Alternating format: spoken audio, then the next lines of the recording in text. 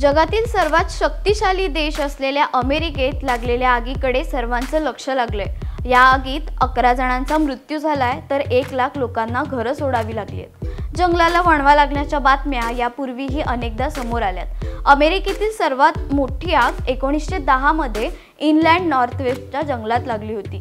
या घटनेत 85 लोकांचा मृत्यू झाला, त्यापैकी 78 अग्निशामकच होते। आता प्रश्न असा आहे की हिरव्यागार जंगलात वणवा लागतो कसा? जंगलात वणवा लागण्याची 2 कारणं असू शकतात, एक नैसर्गिक आणि दुसरं अनैसर्गिक। वणवा लागण्यासाठी 2 गोष्टी लागतात, ऑक्सिजन आणि तापमान।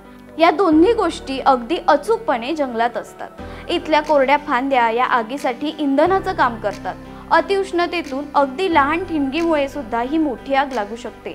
तर याचं अनैसर्गिक कारण म्हणजे हिरव्यागार जंगलात शिरणाऱ्या माणसांच्या संख्येत लक्षणीय वाढ झाली आहे। सुट्टी साजरी करण्यासाठी मोठ्या संख्येने लोक जंगलात तळ ठोकतात, अन्न शिजवतात आणि धूम्रपान करतात। या काळात थोडासाही निष्काळजीपणा जंगलात वणव्याचं रूप धारण करू शकतो।